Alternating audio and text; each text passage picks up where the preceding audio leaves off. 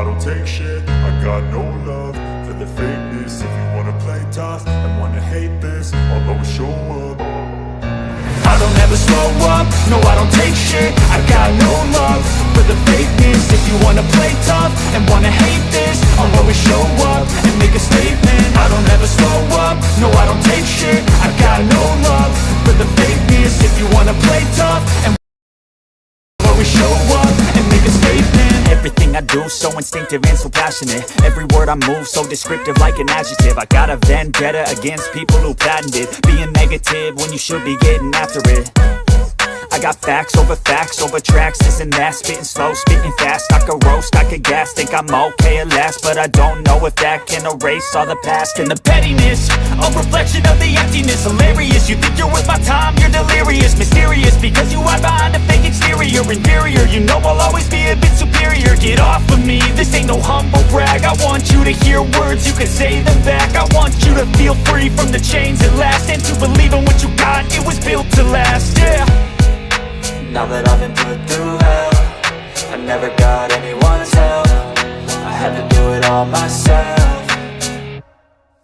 I don't ever slow up, no I don't take shit. I got no love for the fakeness. If you wanna play tough and wanna hate this, I'll always show up and make a statement. I don't ever slow up, no I don't take shit. I got no love for the fakeness.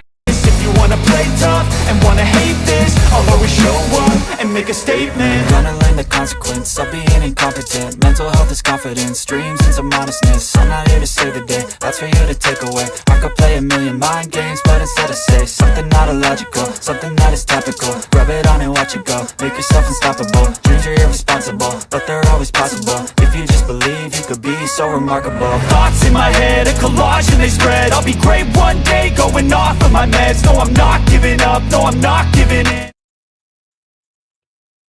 This is the value of wrestling, the revolutionary force in wrestling podcasting. Oh, ladies and gentlemen, we are back. We are back once again. Another day in the week. It's Friday night. And we're not here to talk about that other show on that other channel. We're here to talk about Smackdown for December 1st. Ladies and gentlemen, it's that time of year. The holiday seasons are in full gear. 24 days till Christmas. And we're here to bring you your Smackdown review for December 1st right here on the Value of Wrestling, where we truly are the revolutionary force in wrestling podcasts and the best at what we do, the best in the business. Anyways, let's get into it. Up first, let me introduce you to one, the only Paulus Clarke. I believe that. You know me. It's me. It's the B to the I to the G T Y M E on the big time. You know it. And if you don't know, well, sorry about your damn luck. And of course, I guess we don't have our third member in the chat, or he's silent and not here. But that's okay. Hopefully, Mr. Z will join us shortly and get in on the business. And of all this goodness, yes, a good show coming out tonight. I don't think everything was perfect. I think we got a little too much Bianca Belair on this TV show for my case. But to each their own. It's me. It's your New Japan Pro Wrestling guy. It's your New Japan guy. Yeah, Miguel Z in the house. Welcome to the party, la-de-da-de-hardy. Make sure this gets shared out. If you're here, share it out. Let's get everybody in here. Let's boost this chat. Make sure you hit the likes. Join in the chat. Join in the conversation. We are going to dive deep into the show. Oh, yeah. December 1st. You mean we're going to get into the psychosis of the show? Do what? You mean we're going to get into the psychosis of the show? Why are we going to get into the psychosis? I don't make the connection. The deep dive. Okay. The psychology. Oh, well, you're saying psychosis, and we're talking wrestling, so I'm thinking the wrestler psychosis, not the psychology. I'm like, what's psychosis got to do? Did he do something about diving into something? Did I miss something? I'm trying to think here, but okay. I just finished the show. You just finished the show. Well, good. Okay, well, thank you, ladies and gentlemen. Mr. Z has completed the show. We are good to know. We will call it a night. He finished the show without of us. I hope you just 10 minutes. I hope he's meaning he just finished SmackDown. Anyways, we open with Bianca Belair in the ring. She's basically not done with Damage Control. Yay. The last thing I need to do is see Damage Control and Bianca Belair dance around anymore. Dakota Kai comes out with Damage Control. They have a confrontation, but here comes everybody else, Charlotte and blah, blah, blah. And so we find out tonight Kairi Sane's going to face Bianca Belair. I wasn't really excited about this show. I'm done with the Damage Control, Bianca Belair crap altogether. And, it is what it is. But we will move on from it. And there was no Bayley with Damage Control for whatever reason, so we're starting to see the build of that rift. But the opening show is... we see when they get post this break, when we come back from commercial, we see Bayley, and she looks worried, and she's asking, what? You guys forgot about me, and yada, yada, yada. It was your best opening to a show. I mean, if you like Bianca Belair, I guess you were happy. If you're into this is kind of just like... I guess they're holding on till the end of the year to wrap this up, but I'm just like, Bianca Belair, number one contender. She's got to fight Damage Control to get there, and I'm just kind of, I can't get invested in that anymore. Bianca Belair to me is boring. She's just boring. She's the same crap. She needs to go heel. Mr. Clarke, your thoughts on the opening to SmackDown? We've been saying Bianca needs to go heel for a year and a half. What? The opening... was just trying to continue, I guess, what I guess you could call the momentum from War Games. I thought War Games would have been your exclamation point, and we could have moved forward, but no, they said, this feud must continue. So, here we are. Anyways, from there we got our opening match. We got Butch of the Brawling Brutes, which I don't know if there's any Brawling Brutes left to be a part of. And they took on Bobby Lashley, and this was a good, solid match. It was something different. We know Butch is talented, or Pete Dunne, as most people will know him. We got good stuff here until Lashley hit the spear. This match went 8 minutes, 8 seconds. Butch doing really good in this match. Happy to see it. Can't wait to see it. We'll have to see what they're going to do with Butch. Butch is kind of out on his own and alone, but again, came out here and had a good showing with Bobby Lashley. Of course, you knew Bobby Lashley was going to win. It's just kind of the way it is, but just not exactly at that level storyline right now. Now, could he wrestle Bobby Lashley and run circles around Bobby Lashley? Yes, but that's a different story for a different time. Mr. Clarke, your thoughts on the opening match between Bobby Lashley and the man we call Butch, or they call Butch? Just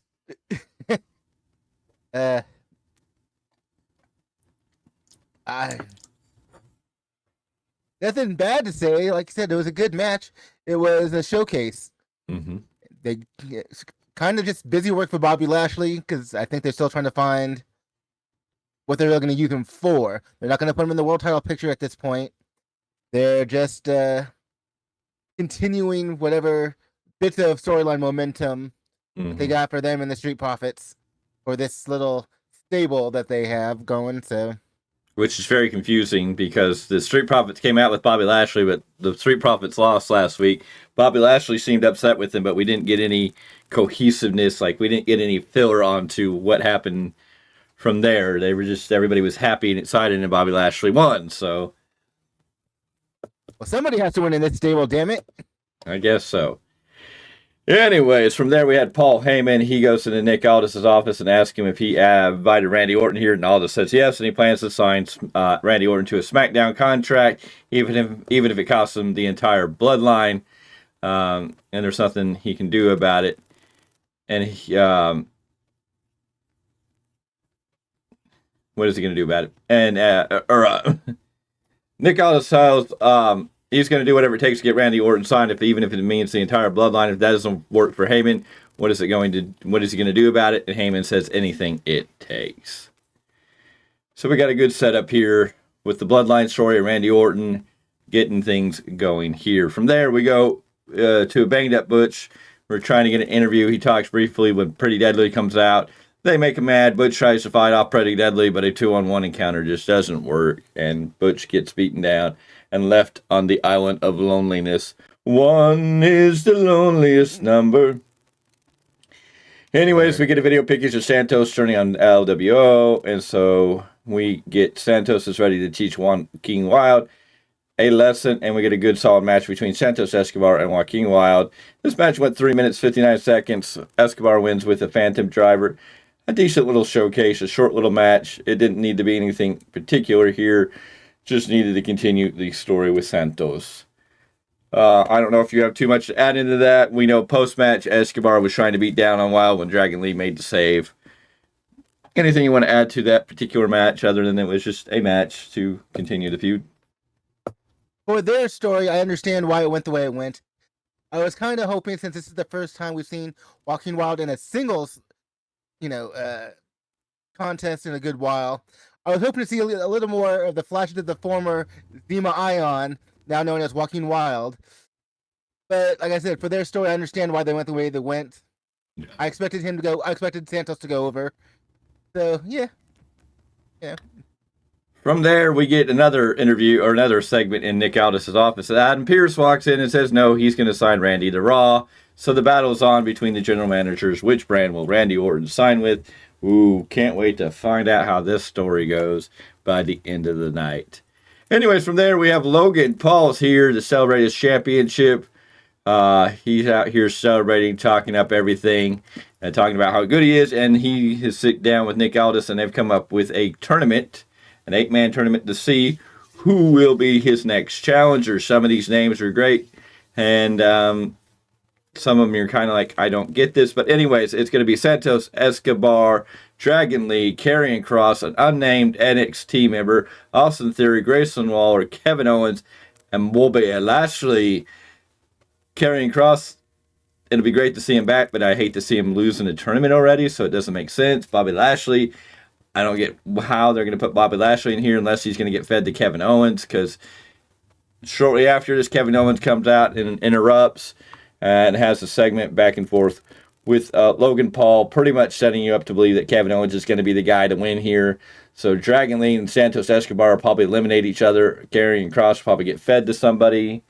I don't know. It's going to be interesting how they play this out. But yeah, they're going to have a tournament to see who will be able to go up against Logan Paul and the U.S. title. But the way they set it up tonight, it definitely looks like Kevin Owens is going to be the guy. Your thoughts on the Logan Paul segment here?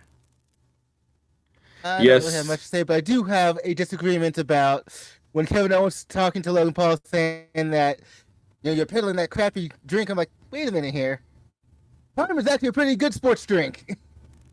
Not because that Logan Paul, because of the food scientists that actually made the damn thing, but I digress.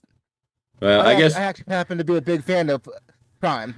yeah. To each your own. I think it's not that good. It's another one of those. So to each your own. I mean, everybody likes their different drinks. I don't care for it. I've tried it once, and it's just kind of. What did you do? Try the one flavor, and that was it? Yeah. Well, okay, Taste. there you go. There's different flavors. You gotta try a couple of them to see if you like the overall brand, or if you could have just hated the one flavor. It wasn't the flavor. The flavor was okay, but it's not. It's another like Gatorade and Powerade, and nothing special about it. So again, I mean, everybody likes their own stuff. I just didn't care for it. Gotcha. Anyways, from there, yes, you're right, Mr. C. At least this tournament will make sense and have some purpose. From there, Waller and Theory came down, and there was a great moment here because Theory and Waller got into the ring, and Theory started running his mouth, and Kevin Owens just out of the side just popped him in the head, in the face with the right hand, knocked him out again. It was quite funny. This set up for a Kevin Owens Grayson Waller match. Good, solid match. Owens wins with a roll-up running kick, which is reversed into a roll-up. Owens wins at 10 minutes, 50 seconds. You knew Kevin Owens was going to win this. Grayson Waller and Austin Theory are still earning their stripes and all of this. But a good, solid match here. Grayson Waller looked good, but Kevin Owens got the win in front of Logan Paul. Your thoughts on Grayson Waller and Kevin Owens? I'm enjoying the work between Kevin Owens and Team Young Boys. Like you said, they're still earning their stripes. At least they keep me entertained together, so I was happy about it. Yeah. And then we got another rundown of CM Punk. He'll be on next week's SmackDown. And I don't see anything overly ordealing here. But yeah, they are selling next week's SmackDown as their annual tribute to the Troops show, which awesome and great, but it's pulled away from a lot of things. It's kind of the tribute to the Troops was its own show that really went somewhere where the troops were and celebrated the troops. Just making a show about the troops and putting it on SmackDown kind of takes away from what the original tradition is. So I'm kind of disappointed in this. And we're going to Providence, Rhode Island, so I don't know how big of a military communities around Providence. So I know you got some bases up in the Northeast, but I don't know how many around Providence. But to me, it's just kind of lackluster that they're just labeling the SmackDown a tribute to the Troops show instead of giving it its own 2-hour show of tribute to the troops and filling an arena with the troops. Because I mean, that's what it was always about. You know, of course, it started overseas when we were in the War on Terror, and they were doing the shows over there, and they started televising to make them special. But yeah, as a veteran, it kind of offends me that it's like, okay, you're just labeling a SmackDown show, so what's the point in making it anything if you're not really doing something special? Yeah, I'm sure they'll let veterans and active duty military into the show and have them up front and center, but it's still like, is it really a tribute to the Troop show, or are you just slapping the label on a SmackDown to fill it in?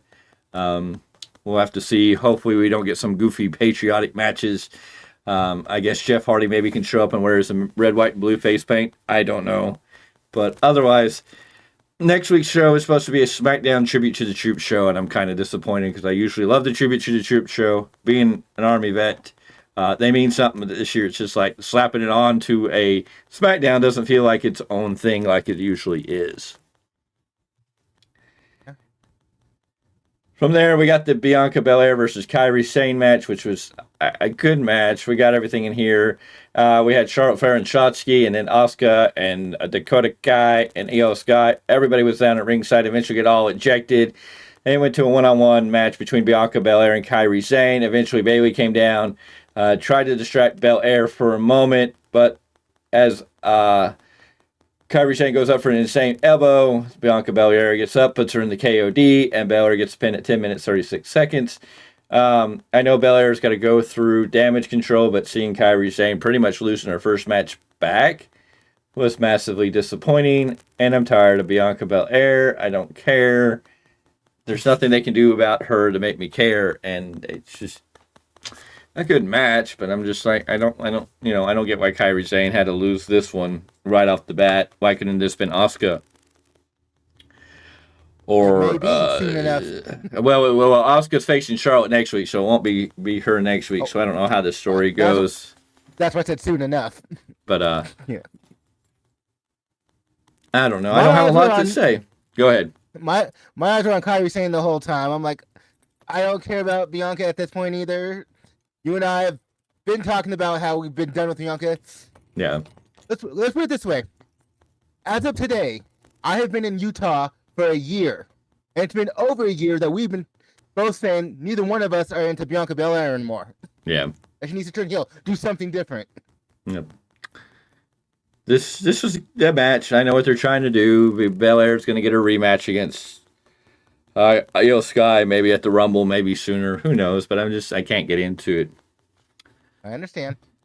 Anyways, from here we got Nick Pierce, not Nick Pierce, Nick Aldis and Adam Pierce in here for Randy Orton. And Randy Orton comes out. Pierce offers Orton the winner of the Jey Uso Seth Rollins match for the WWE World Title. Aldis offers him the whole entire bloodline, pretty much. Cue Paul Heyman, saying there will be no RKOs tonight, and that the bloodline will make the decision for him. Out come Jimmy and Solo. They start double teaming Orton until LA Knight comes down. LA Knight beats on Solo, takes Solo out of the equation. Jimmy's left in the ring by himself. We get the DDT off the ropes, and then an RKO. And then Orton takes both contracts. Heyman tells him, "Go to Raw. You're safe on Raw." Orton tosses the Raw contract and signs the SmackDown contract, and then drops. And then tells Heyman to tell Roman Reigns that Daddy's back. So the running joke is Randy's probably going to be Daddy's back for a little bit. Aldis jumps in the ring, starts celebrating with Orton. Orton RKO's him. The funny part about this, Orton kind of showed like he felt bad, like he didn't really want to do it, that he was kind of like, oh, well, this is what you expect. Nick Aldis got dropped with an RKO. Good to see Nick Aldis get a bump in on this one. But, yeah, it's what you expect from Randy Orton. And overall, SmackDown, that was it. What did you think of the Randy Orton signing here? The signing wasn't surprising to me. I did enjoy the RKO Nick Aldis. Yeah. He had this whole, like, maybe had a little bit of remorse, but it's like, well, it's the Viper. What'd you expect? I'm sure next week Nick Aldis is going to have something to say. It'll either be a slap on the wrist or it'll be something. But it's like Nick Aldis, as the GM should have saw that 5 miles away. Okay. Well, Nick Aldis as a GM or a wrestler or any contents, knowing that he got in the ring. I mean, Randy Orton's been wrestling for how long now? And anybody who gets in the ring with Randy Orton, it's kind of like if you got in the ring with Stone Cold, there was about a 90% chance you might get stunnered. Period. No matter who you were. So I mean, if Exactly. you're in the ring with Randy and he's itchy, you might get RKO'd, and that's what happened tonight. So overall, a good solid show. A show that made sense. Not necessarily that I like all the making of the sense. They're really trying to push Bianca here, and I'm just kind of like, I'm over Bianca. Like, she doesn't do anything. Good to see they're doing something with Logan Paul to represent the U.S. title. I'm glad they're going to have a tournament to give him a contender. When they're going to fight, I don't know, but it definitely looks like Logan Paul and Kevin Owens will fight. I don't know how that's going to go, since there's a lot of rumors of Logan Paul and LA Knight possibly for the U.S. title at WrestleMania, so I don't know what Kevin Owens will be fed to Logan Paul or how this is going to work out. So it'll be interesting to see how this builds. We got a whole, basically 2 months. Oh, Okay. off air. Okay. I had to read that. I thought he said we were off air. Anywho.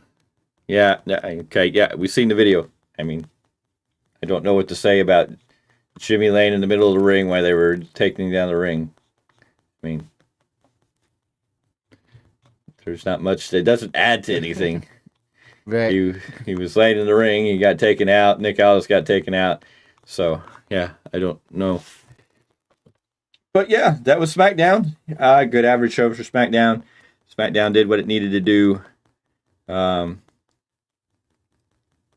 don't know. Anything else you want to add to the SmackDown? I'm just glad that we're able to say, you know what, even if it's not the perfect show, it makes sense. We're not poo-pooing on the show. We're not, it's like you don't have to like everything about a wrestling show. As long as it, more or less makes sense and you can continue with it. I mean, I may not Continue to gain some momentum. Yeah, I may not like that Bianca Belair is, working her way for another title shot against Io Sky. I mean, she kind of deserves it because I don't think she's really gotten her rematch in a way, but, at least they're making it make sense. Whether I think it should be Bianca Belair right now, at least they're telling me a story that makes sense of why we're going there and how we're getting there, even though it may not be my favorite storyline in the moment, instead of just randomly putting people in matches and teaming matches and just making random things happen, or having certain people come on and talk about other things that got edited out in a really bad edit. But hey, We're not here to talk about that other thing. that That other company. other place with that other woo. I mean, I don't even know what to. I don't even know what to say about that, man. And then he throws a fit. If you read it, it's just like, I don't like the negativity. I'm like, don't say dumb things. You're a public figure. Get over it. Well, you can't say stupid things. I mean, that's just the stupidest thing to say on national TV. And I'm sorry if you feels like it. But again, here's the other thing. You can't get out of the freaking limelight. If you would just step out of the limelight, then you wouldn't have the negativity. But you continuously put yourself in the limelight. And what you're doing is that legacy you have is being diminished because people are kind of getting tired of it. And we know that you're trying to live off the same things. And we're just like, okay, we're done. We respected you, up until you tried to do your last match. And we honestly forgave you for the match because it wasn't really that great of a match. It wasn't anything, you scared us. But, we gave you your props and said, okay, good. That's your last match and you're going to go away. And we go, no, then you had to come back and you want to ride out with your best, or well, I don't know if this is your best friend, but a friend until the end of their thing, and we're just kind of like, okay. But then when you come out and run your mouth like you're still Ric Flair of 1980 something, it's like, I know you're trying to relive that nostalgia, but you can't say things that went over in the 1980s and the 2023s at this point. And the other fact is that we're not into it anymore. It's just like, you can be there in this corner, but we're not. Yeah, we're done. Sorry. I mean, I think a lot of people are just kind of done. You can love Flair for who he was, but it's kind of like, we're done. And yes, Miguel, Space Mountain should be closed. I don't know if it'll ever close down until it dies. That's the sad part. Anyways, there wasn't a whole lot to put to SmackDown. SmackDown was a basic show. It was a good show, but I mean, there wasn't a lot of anything to put in here to rave and review over. Bianca Belair is not my favorite. I'm not real happy that they're selling this tribute to the show for next SmackDown. Usually this is their own show and feels a little more important. I feel like they're just throwing the label on a SmackDown show. Hopefully next week's show is something special. We'll see. We're going to get CM Punk on SmackDown next week, which makes sense. I mean, you had Logan Paul and Randy Orton on this show. I think you would have overloaded if you would have tried to cram CM Punk on this show too. So yeah. Good on WWE for holding off on CM Punk for next week. So we'll have to see how that goes. They had 3 hours on Raw, and they still had to cut CM Punk's promo time down. So yeah, on SmackDown, that's even harder. Well, with all the people that are there, I get that. And again, I'm still blown away that so many people are upset and disappointed in CM Punk's promo. And I'm like, if you're not, go back and listen to it and get rid of your expectations. Because I think if you're sitting here expecting him to go off on AEW or attack AEW, you're setting yourself up for failure. But if you listen to what he said, I think he gave a really great promo. I don't know why everybody's just so up in arms, like, we didn't get the Punk we deserved, the Punk we should have got, blah, blah, blah. Go ahead. The 3 most irritating letters to the internet. NDA. That's why Punk, besides wanting to move on, can't say shit. He literally can't, legally speaking. Well, he can't. Well, I don't know what his NDA says. If there is an NDA. I don't know if there is an NDA. As we understand it, obviously, we weren't there, blah, blah, blah. But as Tony Khan has said in the past. Well, Tony Khan says he has a thing with, I mean, what I haven't heard Tony Khan say there was an NDA after Punk was fired. I just heard he doesn't want to talk about it.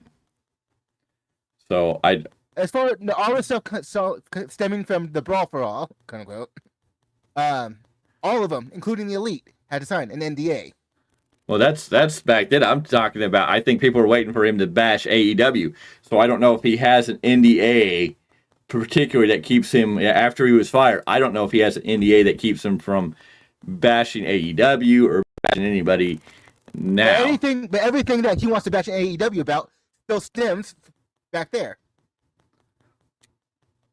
Well, I bet a lot of people want to hear why he got fired and hear his side of the story with Jack Perry, too. I think people were waiting for him to say something. So I don't know what he's... Right. So I understand the expectation. So I mean, I had it a little bit, too. But, you know, like we've been saying, I think he's a more mature Punk. He's had time to cool off. He's had time to talk with Triple H. He's had time to say, you know what? Let's move forward. Well, he has don't need to stick back. What does mentioning AEW on WWE TV do for him or the company? Not a damn thing, really. He's on a behavior contract with WWE, which makes sense. Yeah. And Punk agreed to sign that, so he knows it makes sense. He knows he has to be on pretty good behavior. I'm sure Triple H is still going to let him have leniency in certain things in ring. But I think Punk told you in the promo, he's moved on. He's like, that happened. I'm here. I'm home. Let's move on. Let's start anew. I think Punk doesn't want that to be his legacy. I think he wants to move on and get away from them all. I don't think there's anything there, and I think that's why I get upset at people who are like so hard on, we didn't get Punk. They clipped him, they neutered him, or they made him PG Punk, and I'm like, they didn't make him PG Punk. He's still Punk. He went out there and told you a good promo. You have to read between the lines to hit on it, and you got to quit expecting that he's just going to go out here and drop some major pipe bomb about how horrible it was down there. What he came out and told you was, I went somewhere. The grass wasn't greener. I realized that. I came home. I'm at peace. And I don't need to do it. I don't need to be that guy anymore when I can be here and be a guy that's ready to make money. Absolutely. So, I mean, I don't get why people are so against this. Like, oh, we didn't get Punk. I'm like, yeah, you got Punk. And it's a slow burn. If you're not watching WWE and realizing everything's becoming a slow, methodical burn, then I don't know what you're watching. Everything is a very slow, methodical burn these days. Nothing is going quick. Watch it all. So why would they let Punk go full out and put everything out there without a slow burn?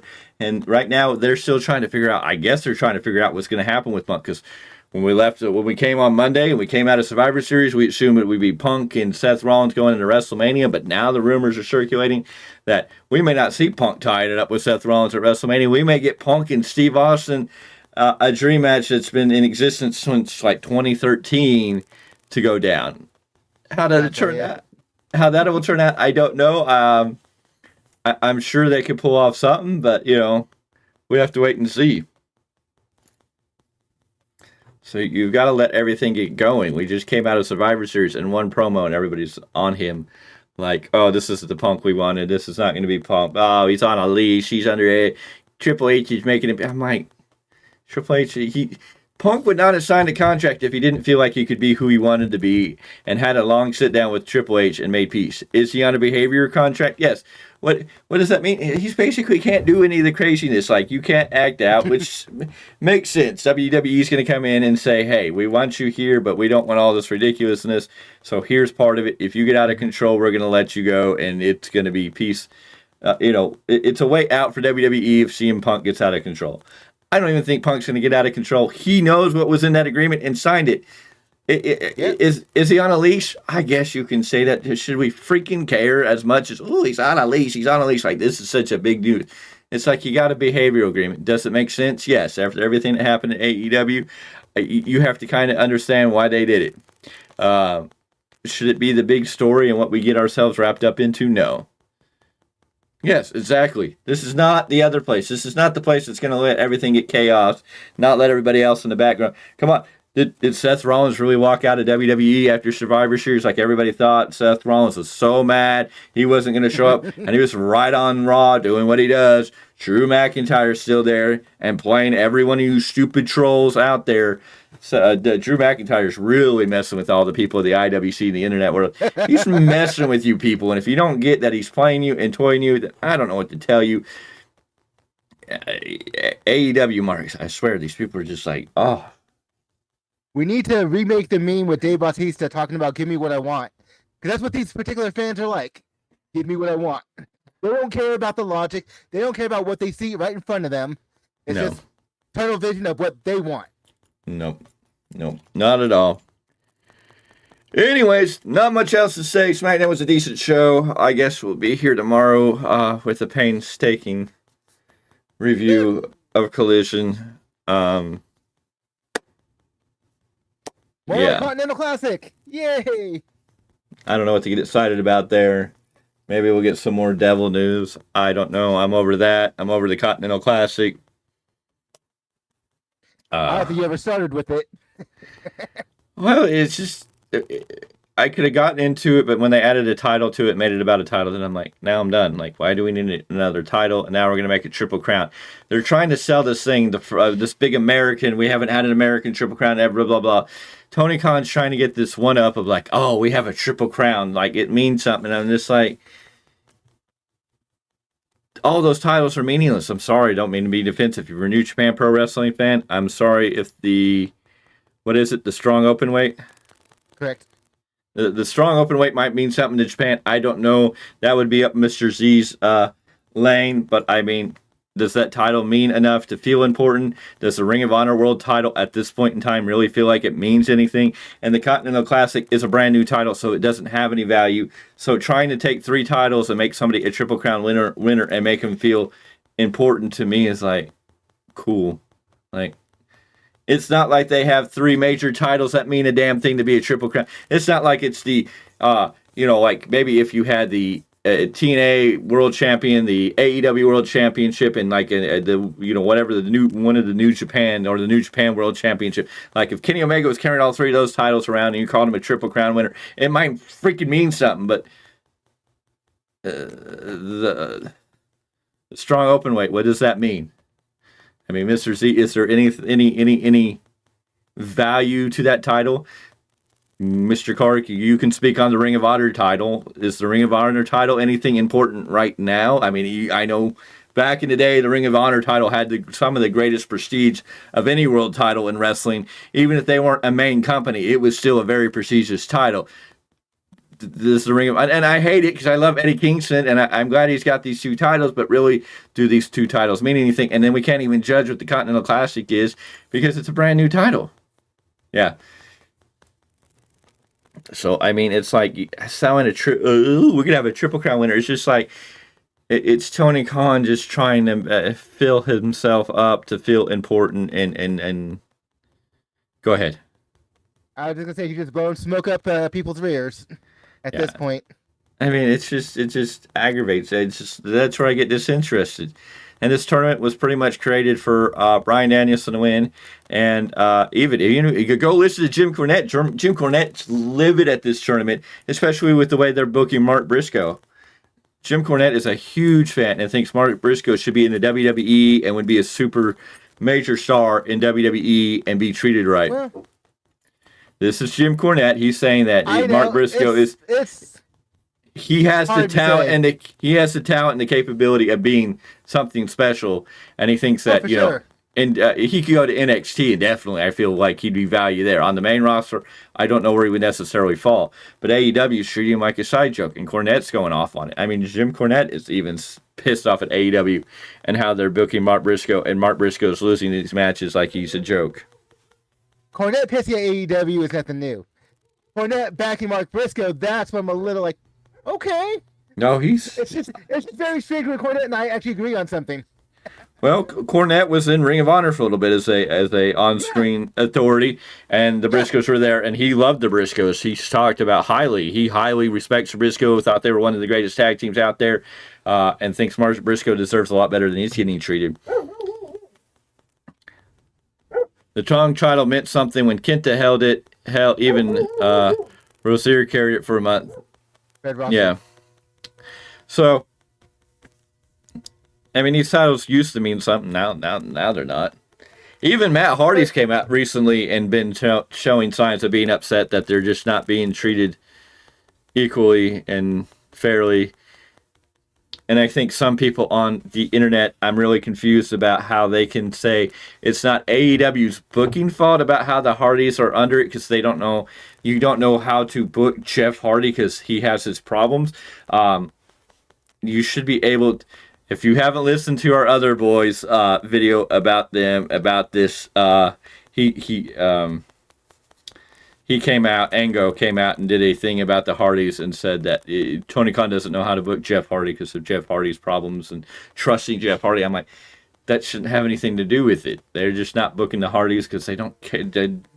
Tony Khan doesn't care about the Hardys. So they were a pop. He got a pop. He signed them, and he's got them on contract, and that's it. I mean, he doesn't care about the Hardys. You can see who Tony Khan cares about and who he doesn't care about. It's very obvious who he likes and who he doesn't like, and he'll put people on every once in a while just to give the fans something different because, people yell or whatever. But I mean, it is what it is. I mean, Rampage was a weird clusterfuck of we had 2 6-man tag matches. We had or a 6-woman match and then a 6-man match on tonight's Rampage just to fill the card with people. Then you had another interview with Ric Flair and Sting, basically like the one that was on Dynamite, just a different comment. So I'm just like, okay. I don't know what Collision. Collision, we had the 3 tournament titles. We got 3 tomorrow. We got 3 of the Blue League matches. Bryan Danielson's going to be in action, so I still don't know how they didn't have him wrestle and how Andrade and him haven't wrestled one another and how they're going to make that up later. And the devil thing, I'm just kind of like, yeah. And Sean Ross Sapp wants to come out and say, oh, MJF has been excluded or not it's because of what happened on Dynamite. Oh, doesn't look like MJF's the devil. Like he flat out tweeted, "No, it removes." And I'm like, that doesn't remove nothing. We didn't see the devil. We saw his goons. And if you pay attention to it, they didn't tackle down MJF. They just kind of grabbed him, put him on his knees, and the guy sat there with the bat. So whether it's a sword to make you think, oh, maybe that the devil is MJF and it's going to be Adam Cole or somebody else, based on that little scene, I'm like, you can't exclude MJF yet. Did they really beat him down? Did they come out and attack him like they've attacked everybody else? No. So I don't know how Sean Ross Sapp can say, oh, MJF's clear to being the devil on his own X. And if you want to hear more about that, Big Time did a whole rant on it. Anyways, yeah, I'm ranting again about the same crap. This is your WWF Smackdown, WWE Smackdown. I haven't said WWF. This ain't the World Wildlife Federation. Anyways, this is the WWE Smackdown for December 1st, 2023. And we will be back tomorrow with a Collision review. Whatever, something. Right. I just want it to be something good. If I have to get on here tomorrow night and scream and hop and holler, I don't know. We may have to get rid of Collision and Rampage and start reviewing NXT and Impact. I don't know. AEW. And of course, I love how there's a lot of people trying to come out and say, oh, Warner Brothers is not talking to WWE. Warner Brothers is not talking to... I'm like, everything that's being reported by the bigwigs says that Warner Brothers, Disney, and Amazon are the top runners to get TV rights from Monday Night Raw. So, yep. We shall see. Anywho, we'll be back tomorrow. We can talk all about that other company. Tonight was SmackDown. It was a good show. It did what it needed to do. I don't know what else to say about it. Wasn't anything particularly great. Wasn't anything particularly horrible. We got Bobby Lashley, which is Butch, which is something different. We got Randy Orton there. We got to see Logan Paul start to build a story with the U.S. title. So that's all good stuff. The Damage Control with Bianca Belair. It makes sense, so I got to give them that. I may not like the fact that it's Bianca Belair there again. Other people may love Bianca Belair, and that's what the comments are for. You can drop your comments down below. And with that said, if you're here and you're new, go ahead and hit that subscribe button. Join the Value Wrestling family because we're forward and we're growing and we're going to continue to grow, and we need your support in doing that. Hit that like button. Ring that bell for notifications so you always be alerted when we come up live. And with that said, I think that covers everything, and it is time to say bye-bye, good night, see you later, adios, and get out of here. Anything else you want to add before we kick the rocks? See you. Trying to kick them rocks. All right, ladies and gentlemen, thank you for being here. And until next time, we'll see you on the next one. Never slow up, no, I don't take shit. I got no love for the fakeness. If you wanna play tough and wanna hate this, I'll always show up. I don't ever slow up, no I don't take shit. I got no love for the fakeness. If you wanna play tough and wanna hate this, I'll always show up and make a statement. I don't ever slow up, no I don't take shit. I got no love for the fakeness. If you wanna play tough and wanna hate this, I'll always show up and make a statement. Everything I do so instinctive and so passionate. Every word I move so descriptive like an adjective.